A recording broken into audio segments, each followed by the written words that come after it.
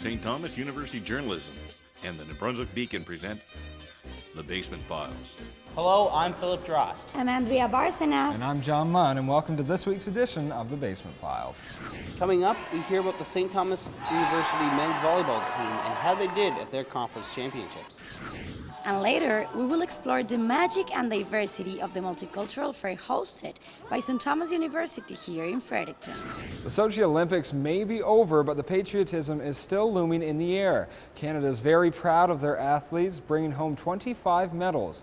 10 gold, 10 silver, and 5 bronze. The last medal being from the men's hockey team, beating Sweden 3-0. The St. Thomas men's volleyball team was suspended 3 years ago due to a death after a hazing incident. Now, the team has built itself back up and is on its way to its third ACAA playoff spot in a row. Michael Bourgeois is in Sackville with the story. The St. Thomas Tommies volleyball team hit the road for the ACAA playoff tournament at Mount Allison University.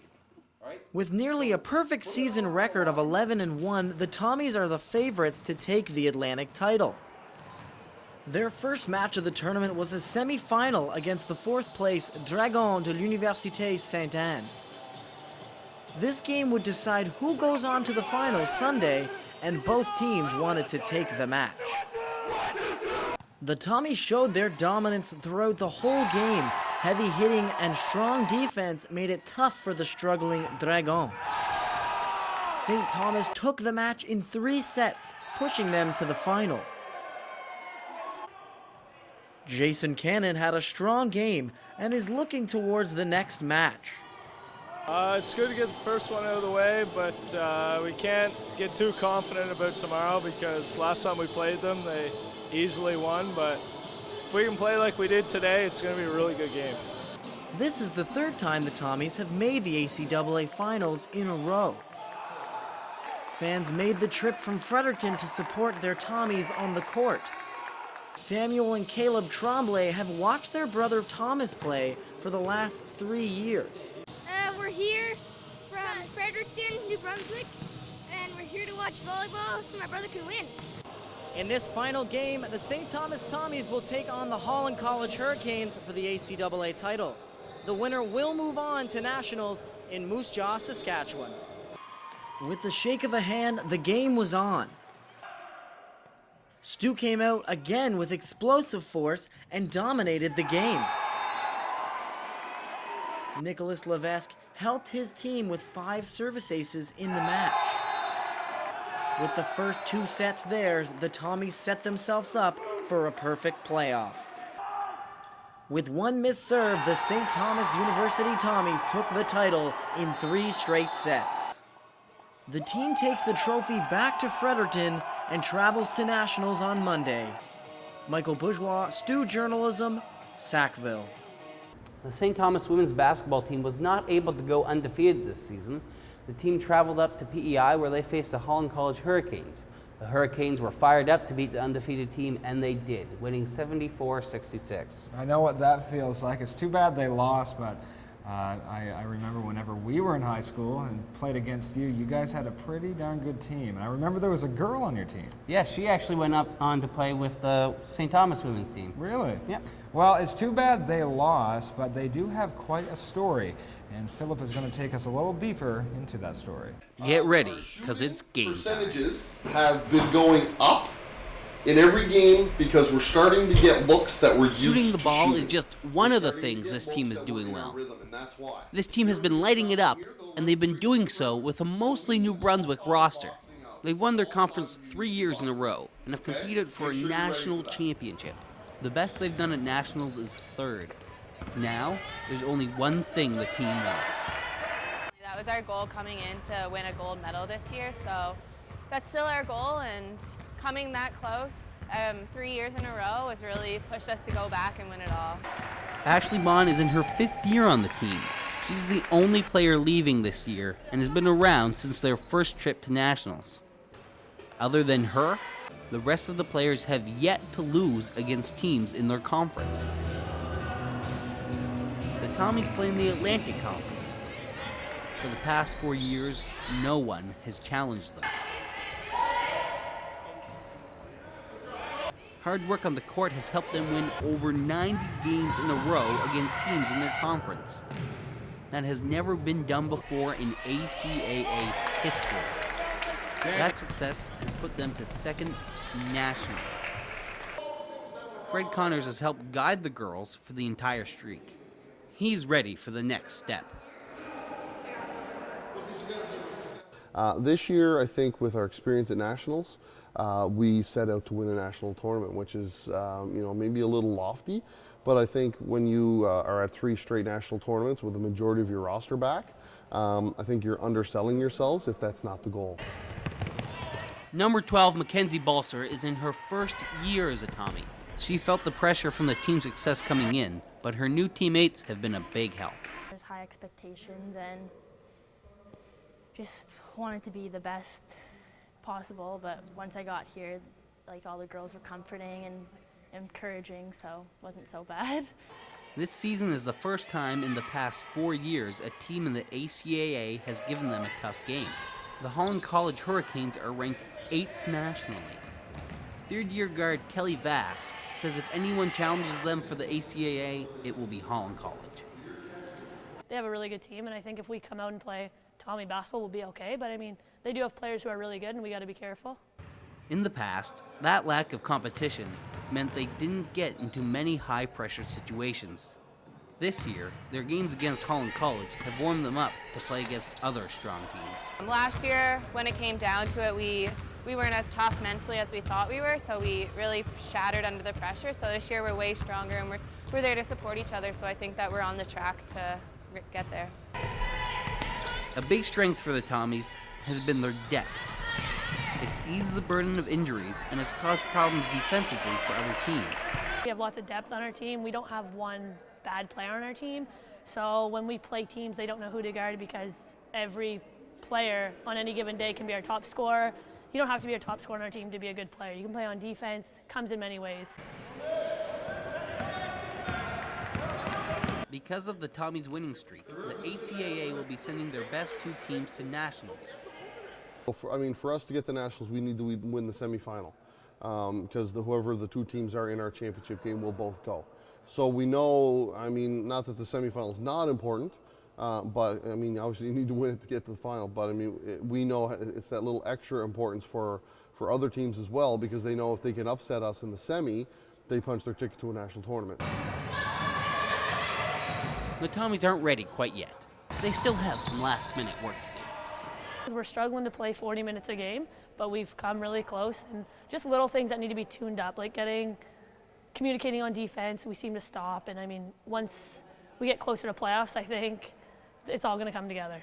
Right now, it's not like we're adding anything. We're just sharpening everything up and working on a few different things on offense and some ball movement and trying to get just 1% better in every category. Regardless, the Tommies are driven to go all the way. I don't think I've wanted to win anything this bad in my life, so we put in all the hard work, so we just got to go out and win it. It's a pretty awesome moment just to bring a medal home. So to win a national title and bring the gold home, I'll let you know what it feels like if we do it. We got 4th last year, and I think we're ready to win a gold, and I think we have the capability to do it. Even if they don't win, it won't take away from what they've already accomplished. And just a great community and being able to be a part of this legacy, and I'll always be a part of the family. Go girls! 1 team! The Tommies' first test comes at the beginning of March, where the team will compete for an ACAA championship. If they win that, they move on to nationals and will have a chance to win the school's first national championship. For St. Thomas Journalism, I'm Philip Drost. This year, adult couples had the chance to experiment on Valentine's Day, seeing what it would be like to mix romance and science. Corey Robichaud was at Science East just to take a look how to do it. Couples of every age and type walked out of the snow and into a love-struck wonderland. Normally, the hundreds of interactive science displays and games at the Science East Science Center are taken over by wide-eyed youngsters. Instead, they open their doors to grown-ups in an adults-only special The Science of Love exhibit. This is Director of Programming Michael Edwards' first time organizing for a more mature audience, and it probably won't be the last time.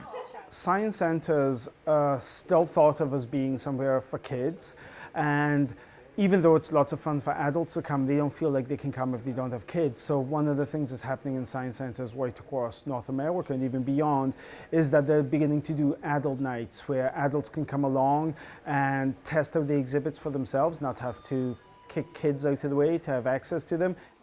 Adventuring lovers, drinks in hand, had full reins over the Science Center's famous lineup of educational games and exhibits. Like a NASCAR training game, psychological games that test your partner's perspective, and those household science experiments we all know and love.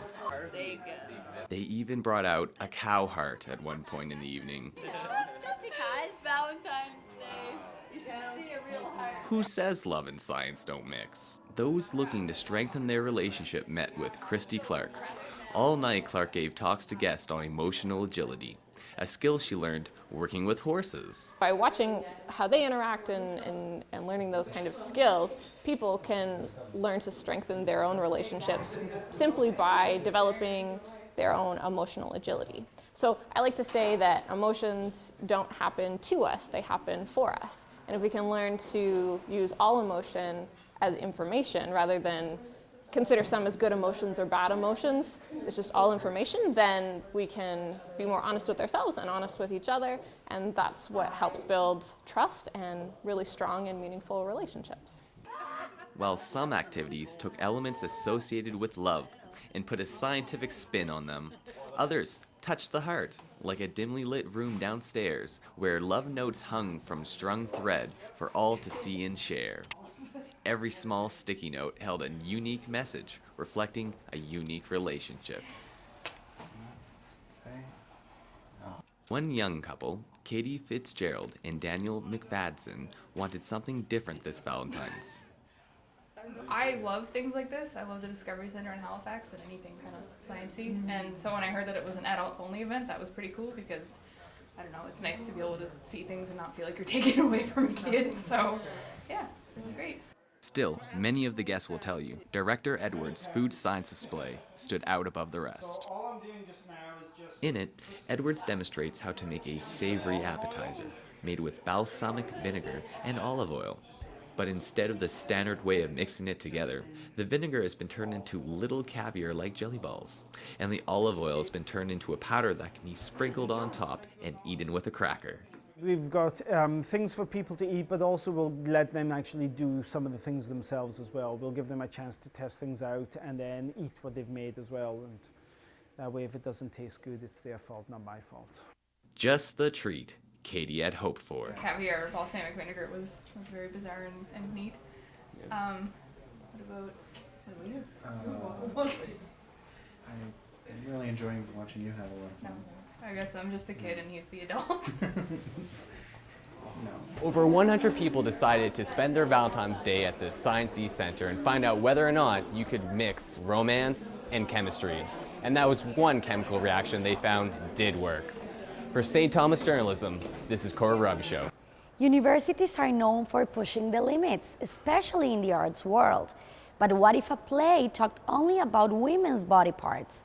Kevin Lemieux went down to UNB to see what's happening with certain monologues. Girl power has been around since the 1990s, but this isn't a girl group. The UNB and Stew Women's Center presented the Vagina Monologues on campus February 11th and 13th. As part of UNB's Sexuality Awareness Week, the monologues were a chance to start conversations about women's sexuality. Director Leela Chung thinks the show is important, especially for universities. It spreads the message of the reality that women face with their sexuality and their vaginas, and whether it's good or bad or funny, it really shows what a lot of women face on a daily basis. As students entered the auditorium, they could check out booths set up by UNB Health Center and AIDS New Brunswick. Chocolate vaginas were also on sale as a mid-show snack. Originally written in 1996 by Eve Ensler, the monologues deal with aspects of feminine matters such as sex, love, menstruation, birth, orgasms, and much more. Cassandra Long thinks it's important for people to see this show. Well, it's important because nobody really talks about it. I mean, generally, if you just sit around talking about vaginas, that's not really something people do. And I think it's important to talk about everything, especially in terms of sexuality, especially in terms of female sexuality, because it's been such a taboo subject. So I think it's really important to discuss those things. The funds raised at the show were donated to the Fredericton Youth and Transition House and V-Day, a movement to end women's violence. The Vagina Monologues have been a success internationally. It's shows like the one here at UNB that help educate men and women about the various topics regarding vaginas. For Stu Journalism, I'm Kevin Lemieux. Thousands of newcomers arrive to New Brunswick every year, but adapting to a new culture can be difficult. Being open-minded and curious is important, and that's what the Multicultural Fair at St. Thomas University aims for. Kirsten Schlotte is on the scene. Kirsten? Hi, I'm right here at the Multicultural Fair 2014 at Cancella Auditorium in St. Thomas University. Right now there has been a fashion show. Right behind me you can see some of the models who just came out. Here's so much talent, the air is filled with the smell of super good food, but take a look at it. About 110 people helped the St. Thomas University International Student Association to host this year's Multicultural Fair. With traditional dances, powerful voices, and colorful ethnic clothing. More than 350 people from the community came out to see, hear, smell and taste cultural diversity. The International Student Association planned the event for more than 2 months, said President Sergio Guerrero. Especially us as a Stuisa is really important to have representation from a diversity of cultures, different backgrounds, and we're living in a globalized world, so these kind of events reminds us of what every individual brings to this country. These ones are cute, just a heads up. Also in the fashion show were 9-year-old Batua and 6-year-old Muhammad Ali from Iraq, modeling international cuties.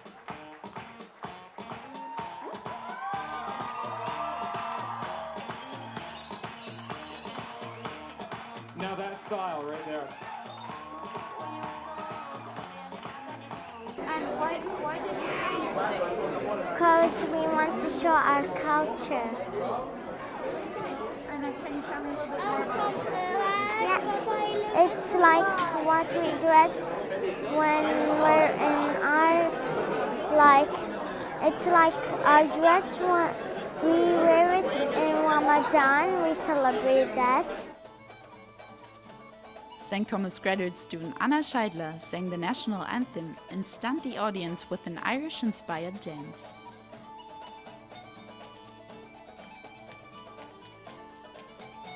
I watch all these people with the fashion show and the talent. It makes me want to travel. It makes me want to experience these cultures, and it's such a nice thing that we can bring it all together in Fredericton.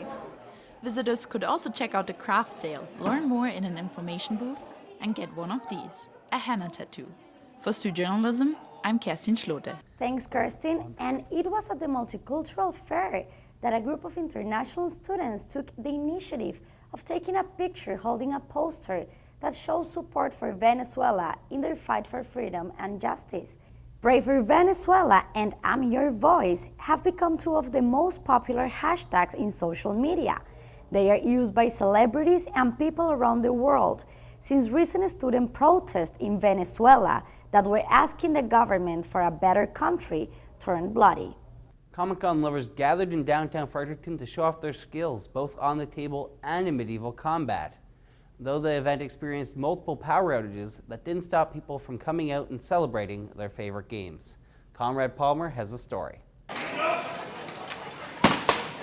Knights in shining armor dueled through the dark ages at the Fredericton Exhibition Center over the weekend. It's the return of the NBCon Game Convention where people battle on tabletops with games like Magic the Gathering and Dungeons & Dragons. The Society for Creative Anachronism studies and recreates medieval life.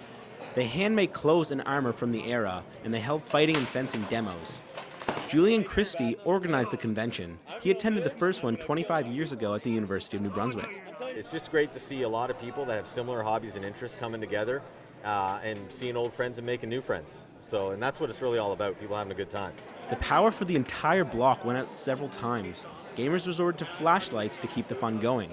No one seemed to fear the reoccurring blackouts.